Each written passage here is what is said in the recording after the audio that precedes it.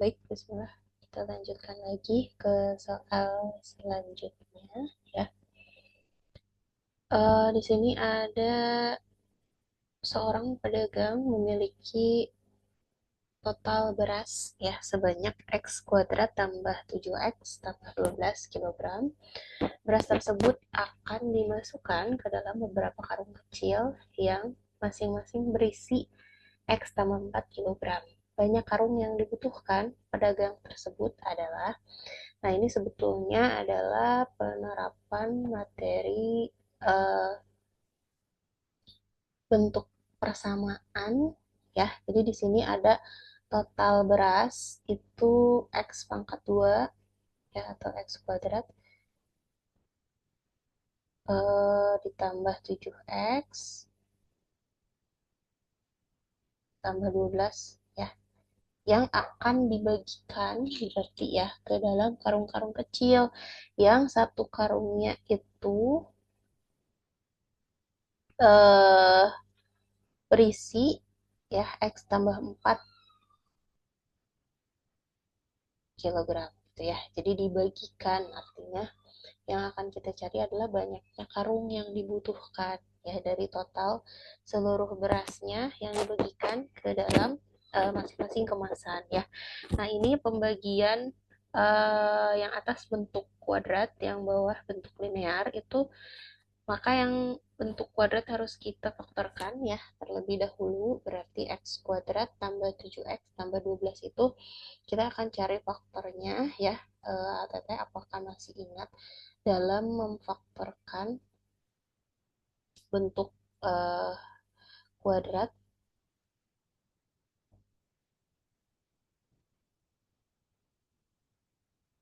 ya, ini kita akan ubah menjadi faktornya ya. Karena X itu koefisiennya satu ya, jadi kita tulis di sini X, di sini juga X. Nah, kita cari bilangan ya, dua buah bilangan yang ketika dua buah bilangan itu dikali ya, maka hasilnya adalah konstantanya yaitu 12. Dan ketika ditambah ya dua bilangan yang sama ditambah itu hasilnya koefisien X yaitu 7 ya. Nah, di sini caranya adalah untuk lebih mudah kita cari dulu yang bentuk perkalian dari 12. 12 itu faktor yang jika dikalikan 12 itu antara 6 dan 2 ya. 6 dan 2, ada juga 3 dan 4 ya. Jadi antara 6 dan 2 atau 3 dan 4. Nah, kita sesuaikan dengan 7 di sini ya. Yang ketika ditambah itu 7 yang memungkinkan adalah 3 dan 4. Maka kita pilih faktornya adalah 3 kali 4. 3 tambah 4 adalah 7 gitu ya. Jadi dua bilangan itu adalah 3 dan 4, dua-duanya positif, maka faktor dari persamaannya atau dari bentuk kuadratnya itu yang pertama X tambah 3 dan X tambah 4 ya. Nah, sehingga di sini bisa kita ganti ya menjadi faktornya tadi X tambah 3 ya dengan X tambah 4 tuh ya. Dibagi dengan X tambah 4 ya. Maka ini bisa kita bagi X tambah 4 sehingga hasilnya ya, hasil pembagiannya atau banyaknya karung yang dibutuhkan itu adalah X tambah 3 gitu ya. Ini jawabannya. Kita lanjut ke pada soal yang berikutnya. Harga sebuah tas itu sorry 5 kali dari harga sebuah dompet ya. Kalau ada uh, untuk soal seperti ini ya, tebak bahwa ini adalah soal SPLDV atau sistem persamaan linear dua variabel. Maka yang harus kita lakukan, karena kenapa SPLDV? Karena di sini ada dua item ya, yaitu tas dan dompet ya. maka kita misalkan terlebih dahulu ya, boleh pakai variabel apa saja bebas ya. Misal ya, T misalkan adalah harga tas, harga satu, harga satu tas ya. D misalkan adalah harga satu dompet ya.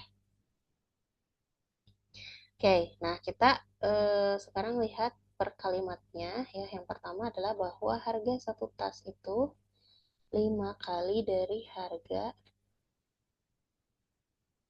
sebuah dompet. Jadi bentuk persamaannya adalah harga satu tas itu T berarti ya 5 kali dari harga satu dompet berarti 5 kali D itu ya. Kemudian Andini membeli 2 dompet dan sebuah tas. Berarti 2 dompet dan sebuah tas. Berarti 2D ya tambah 1T itu seharga 1.400.000 ya, 1.400.000 rupiah ya. Di sini boleh kita apa namanya, abaikan nolnya ya, 14. Nah, kemudian perkiraan harga untuk sebuah dompet. Oh, maaf, maaf. Ini bentuknya ketidaksamaan ya. Kita baca lagi. Andini membeli 2 dompet dan sebuah tas itu dengan harga tidak lebih dari ya. Tidak lebih dari artinya kalau tidak lebih dari berarti kurang dari ya. Tidak boleh lebih dari 1.400.000 berarti kurang dari sama dengan. Nah, ini yang perlu diperhatikan kata teh dari kalimat pemisalan atau kalimat lain ya dari tanda pertidaksamaan ya. Itu ada tidak lebih dari artinya maksimal ya. Maksimal itu berarti kurang dari atau sama dengan. Jadi nggak boleh lebih dari 1.400.000. Tapi kalau 1.400.000 itu boleh gitu ya. Berarti kurang dari sama dengan ya. Oh, berarti bukan SPLDV kalau begitu. Oke, kita coba. Berarti kurang dari atau sama dengan. Jadi budget yang dimiliki itu 1.400.000 gitu ya. Nah, sekarang yang ditanyakan adalah perkiraan untuk sebuah harga dompet ya. Berarti D yang akan kita cari. Maka T yang di sini ya, kita substitusi dengan 5D ya, karena kita akan mencari harga dompet. Oleh karena itu harga tas itu harus disubstitusi atau diganti gitu ya, supaya dua-duanya ini variabelnya D ya. Maka 2D T-nya kita ganti dengan 5D ya. Itu kurang dari sama dengan 14 ya. Maka 7D kurang dari sama dengan 14 ya. Berarti D-nya kurang dari sama dengan 14 dibagi 7 ya, atau kurang dari sama dengan 2 ya, gitu. Jadi jawabannya yang C ya. Sebetulnya ya, tanpa harus kita menghitung, ini kan dari opsi jawabannya terlihat ya bahwa semuanya itu 200.000 ya. Cuman di sini ada perbedaan pada tanda pertidaksamaannya. Kalau misalkan dari tadi di awal kita sudah tahu bahwa tidak lebih dari itu sama dengan kurang dari atau sama dengan, berarti langsung kita pilih tanda pertidaksamaannya. Berarti jawabannya yang C gitu ya. Itu sedikit tips untuk mengefektifkan waktu ya, karena pilihan gandanya kebetulan menguntungkan ya, semua bilangannya sama, jadi kita sebetulnya nggak usah ngitung gitu kalau misalkan kita udah tahu bahwa tidak lebih dari itu ya, tanda pertidaksamaannya adalah kurang dari sama dengan gitu, ya. Oke, kita next.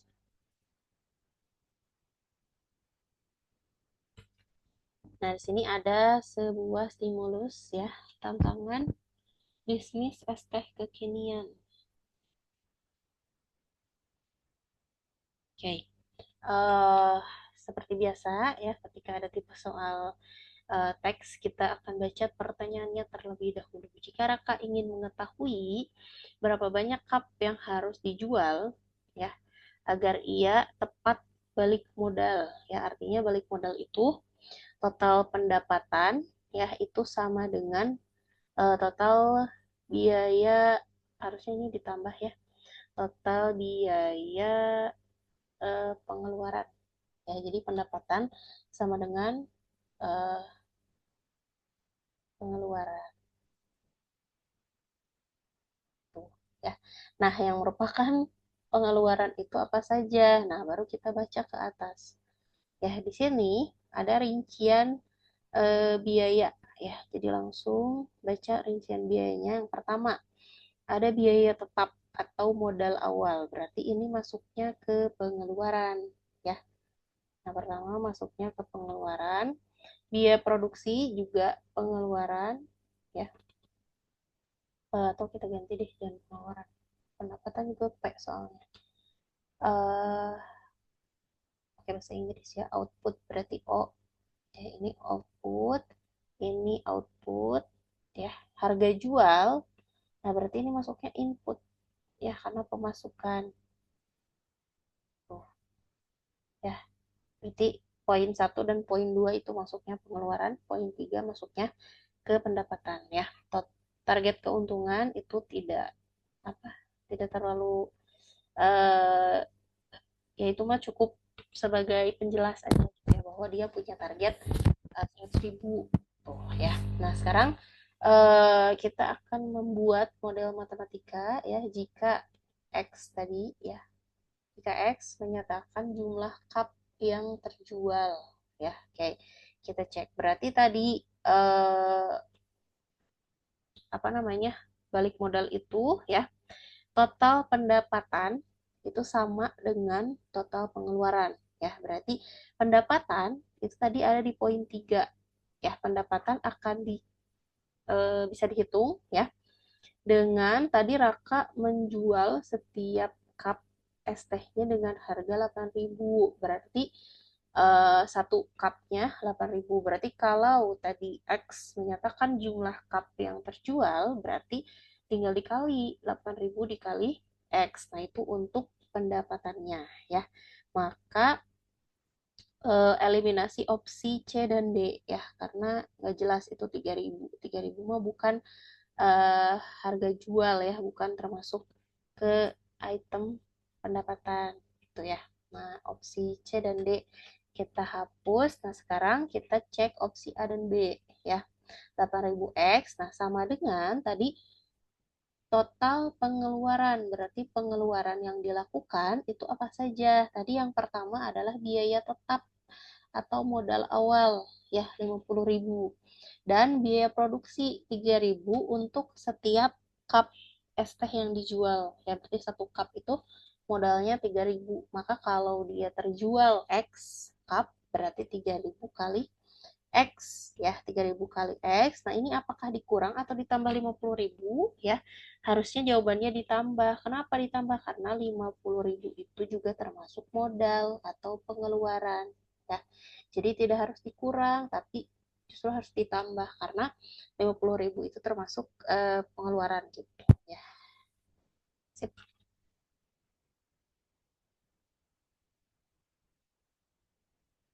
Kita lanjut ke soal berikutnya. Ini masih tentang es teh, tapi pernyataannya beda ya, pertanyaannya. Di sini benar atau salah ya, kita cek satu persatu. Tadi Ibu akan tuliskan untuk dari soal yang sebelumnya ya. Untuk total pendapatannya itu 8.000 kali X, berarti ya total pengeluarannya itu 3.000 X ditambah 50.000 ya, karena akan terpakai di soal selanjutnya ya. Pengeluaran tadi kita sebut sebagai output ya, atau O. O itu tadi adalah 3.000 X ya, tambah 50.000 ya.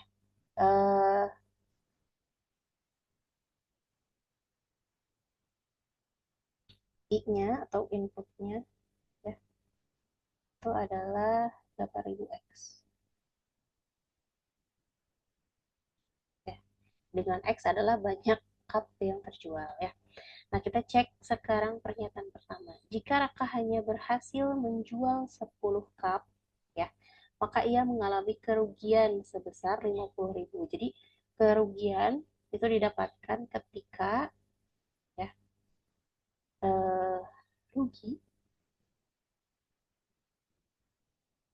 rugi itu ketika eh, apa namanya?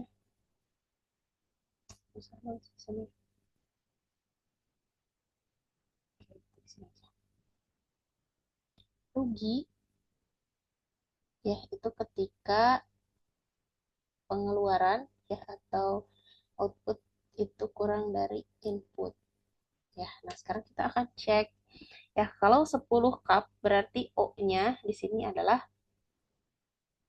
kalau 10 cup ya, berarti O-nya adalah 3.000 kali 10 berarti 30.000 ya. 30 ya, ribu ditambah dengan 50 berarti pengeluarannya adalah 80.000 ya. Sekarang pemasukannya, kalau tadi 10 cup berarti 8.000 kali 10, 80.000 ya. Berarti input dan outputnya itu sama. Berarti dia tidak mengalami kerugian ya. Maka dari itu pernyataan satu, ups, pernyataan satu itu salah ya. Oke, sekarang pernyataan dua. Jika Raka berhasil menjual 15 cup, maka ia mengalami keuntungan sebesar 25.000. Nah, berarti kita coba sekarang. Kalau untung berarti kebalikannya ya. Kalau 15 cup tadi, ya, 10 cup 80.000. Ya, berarti Ibu akan lanjutkan perhitungannya. Tinggal ditambah 3.000 kali 5 berarti ya, karena nambah 5 cup berarti dari yang tadi. 3 kali 5 ya, berarti 18 80 tambah 15 ya, berarti 95.000 pengeluarannya. Sekarang pendapatannya ya, tadi 10 cup itu 80.000, berarti 80.000 tambah 8 kali 5 ya. Oke, sekarang 8 kali 5 itu 40, 80 tambah 40 itu 120 ya. Nah, kita coba cek selisihnya berarti, karena ini jelas untung ya, karena input lebih banyak. 120 dikurangi 95 itu adalah 25 ya. 25.000 berarti betul pernyataan yang kedua. Oke, sekarang pernyataan ketiga. Jika harga jual dinaikkan menjadi 10.000 ya, maka jumlah cup minimal untuk balik modal menjadi lebih sedikit ya. Jadi inputnya ditambah bukan 8.000 tapi 10.000 per cup gitu ya. Maka kalau misalkan harga jualnya lebih tinggi ya, otomatis cup yang terjual atau cup minimal untuk balik modal itu akan lebih sedikit. Betul ya, karena ini eh, apa namanya, berkaitan dengan tadi target. Kalau misalkan harga jualnya bertambah, ya otomatis target yang akan tercapai juga akan lebih cepat kan dengan penjualan cup yang lebih sedikit. Begitu. Ya, jadi pernyataan ketiga itu benar ya. Oke, seperti itu ya soalnya ini. Kita akan lanjut ke soal selanjutnya.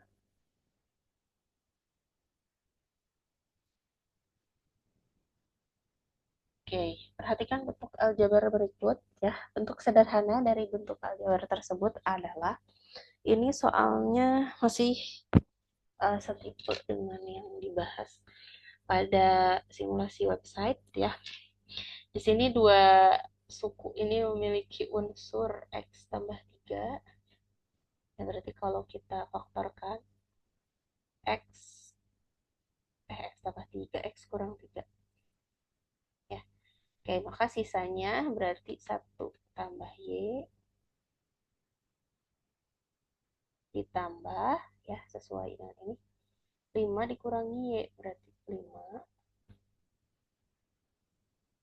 dikurang Y. Ya, oke, berarti ini tinggal kita jumlahkan saja. X kurang 3, 1 tambah 5 itu 6, ya, Y kurang Y 0, jadi X kurang 3 kali 6. Ya, berarti jawabannya yang ini, yang D. Ya, 6 dikali X kurang 3.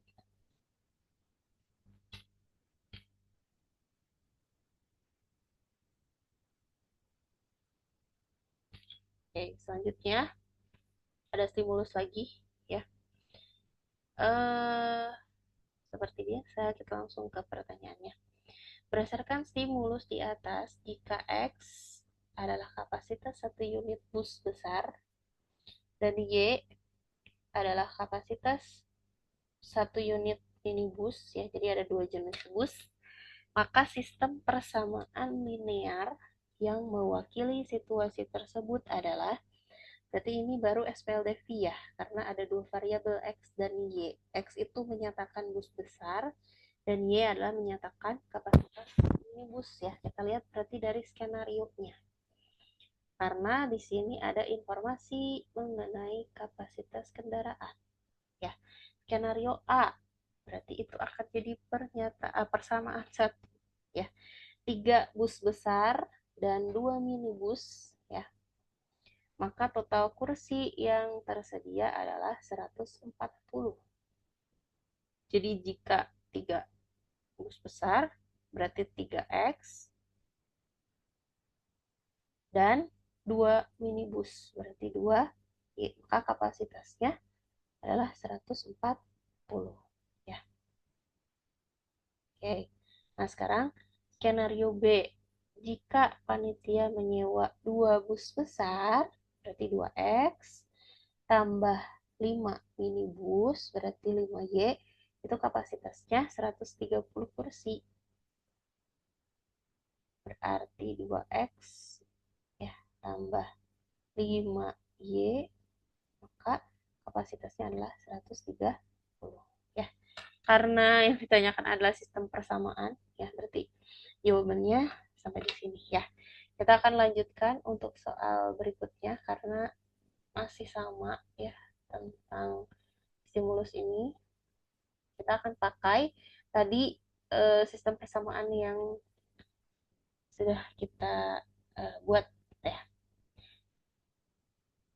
Yang ditanyakan adalah selisih kapasitas antara satu unit bus besar dengan satu unit minibus. Berarti kalau selisih itu perbedaan antara X dan Y ya, bisa X kurang Y ya.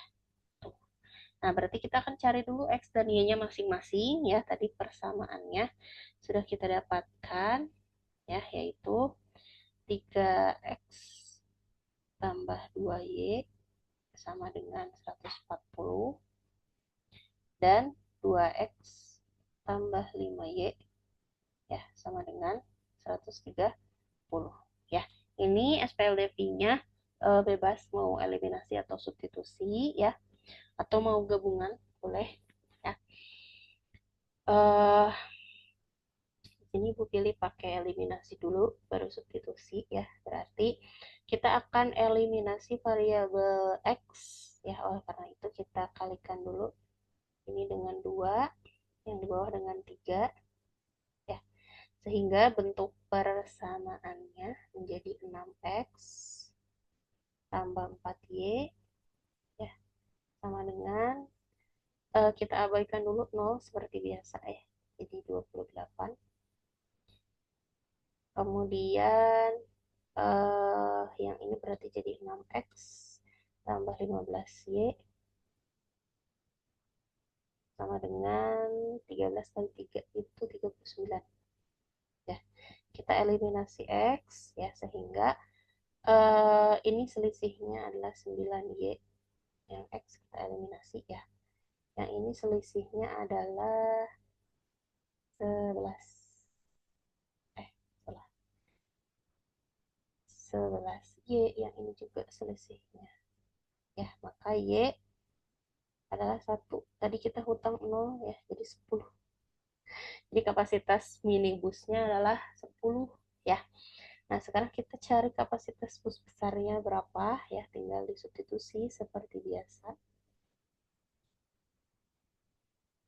ya ke persamaan bebas ya. 2x tambah 5y berarti 5 kali 10 ya tadi y-nya sama dengan 13.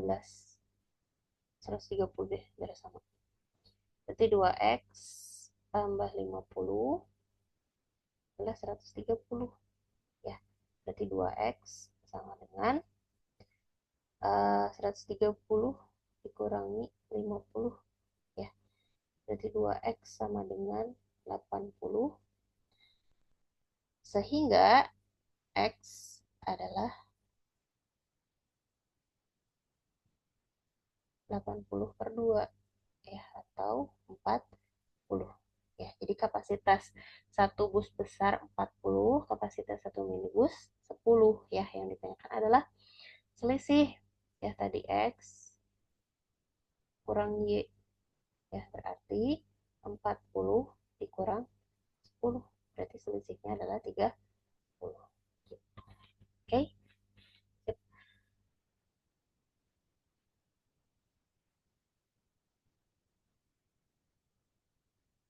Nah, di sini masih stimulus yang sama ya. Benar atau salah, berarti kita cek satu per satu. Tadi kapasitas satu bus besar ya, itu X sama dengan 40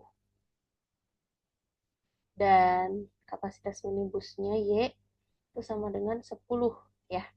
Kita cek pernyataan pertama. Kapasitas satu unit bus besar itu setara dengan kapasitas 4 minibus. Betul ya.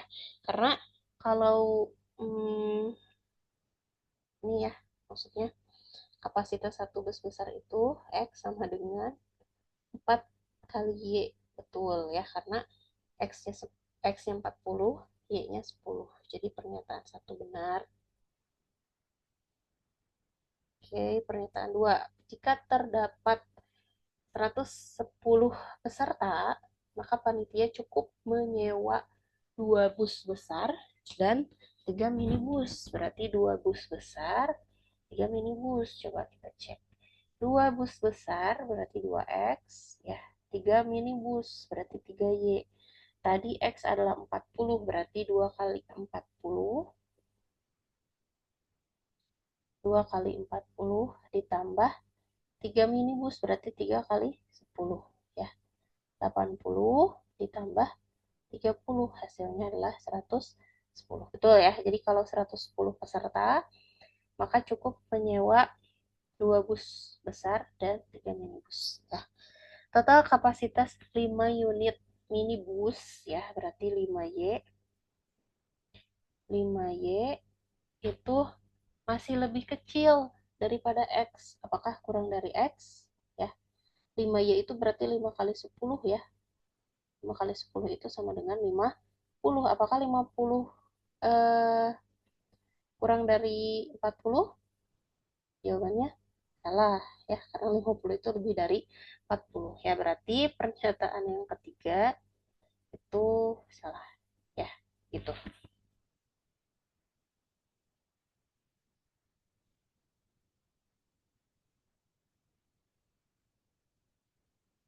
Oke, kita lanjut ke soal selanjutnya. Di sini ada sebuah pola. Ada sebuah pola ya. Ada dua perbedaan warna. Di sini ada yang warna putih dan ada yang warna hitam ya. Ini pasti pernyataannya terkait dengan jumlah persegi ya, jumlah persegi gitu ya. Maka kita harus terlebih dahulu temukan ya pola dari masing-masing persegi itu. Kita akan uraikan satu persatu di sini ya. Pola ke satu maka kita sebut sebagai U1 ya. U1. U1-nya itu putihnya ada satu, ya. Hitamnya ada 5, ya. Oke, sekarang U2. U2 putihnya ada 4, ya. Hitamnya ada 8, ya. Sekarang U3.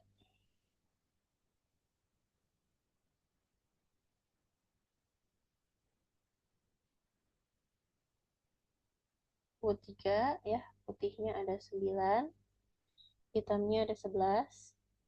Terakhir pola keempat U4, itu putihnya ada 16, hitamnya ada 14.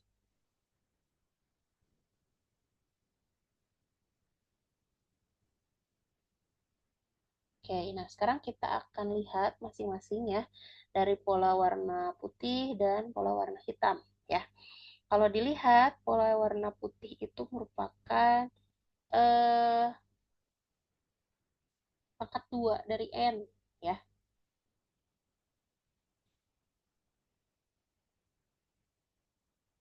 Jadi kalau di sini UN ya, maka yang putih itu adalah N pangkat 2 ya. Coba kita cek.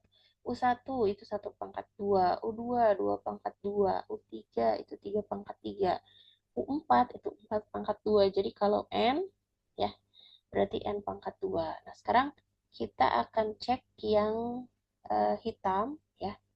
Di sini yang hitam itu kalau kita lihat ya perbedaan dari tiap sukunya ya.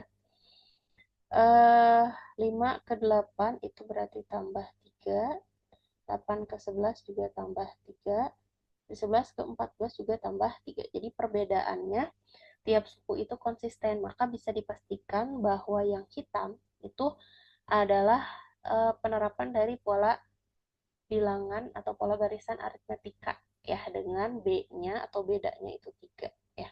Maka kalau mau mencari rumusnya ya itu kita bisa gunakan eh di sini ya yang hitam itu barisan aritmetika. Ups, bawah deh. Untuk mencari yang hitam ya itu barisan aritmetika UN adalah A tambah N kurang 1 kali B ya. Sini A-nya adalah 5 ya suku pertamanya. N kurang 1, B-nya adalah 3 tadi ya. Maka kalau dicari rumus UN-nya itu 5 tambah N kurang 1 kali 3 berarti kali 1 ya. N kali 3 berarti 3N min 1 kali 3 berarti negatif 3 gitu ya. Sehingga UN-nya adalah 5 kurang 3 tambah 3N. Tuh ya. 2 berarti ya. 2 tambah 3N. Ya, ini UN untuk menentukan si persegi yang hitam ya. Jadi 2 tambah 3N. Gitu. Oke. Nah, sekarang kita akan cek satu persatu pernyataannya ya di sini. Pernyataan yang pertama, jumlah persegi satu satuan warna putih ya, berarti putih pada pola ke-10 adalah 100 buah ya. Berarti yang putih pada pola ke-10 ya, berarti kita pakai rumus yang N pangkat 2 ya, karena putih. N pangkat 2 ya, berarti 10 pangkat 2 sama dengan 100, berarti benar ya. Kemudian yang nomor 2, jumlah satuan persegi warna hitam berarti pada pola ke-10, berarti UN yang hitam ya, ini UN tadi yang putih, sekarang UN yang hitam ya, itu tadi rumusnya adalah 2 tambah 3N ya, berarti kalau N-nya 10 berarti 2 tambah 3 kali 10 ya, berarti 2 tambah 30 ya, atau 32 ya. Berarti pada pola ke-10 jumlah yang hitam itu 32 ya, bukan 35. Jadi yang kedua itu salah. Yang ke satu betul tadi ya. Sekarang yang ketiga, selisih persegi satuan warna putih dan hitam pada pola ke-10, berarti selisih itu dikurangi tadi ya. Selisih berarti 100 dikurangi 32 ya. 100 dikurangi 32 adalah 68 ya. Jadi jawaban yang ketiga salah. Oke, sekarang yang keempat, jumlah semua persegi satu satuan pada pola ke-10, berarti yang tadi hitam dan putih ditambahkan. Ya, kalau tadi selisih dikurang, kalau tambah ya itu dijumlahkan ya. 100 tambah 32 itu 32 ya. Jadi jawabannya salah. 132. Jadi jawabannya betul ya. Begitu ya. Oke.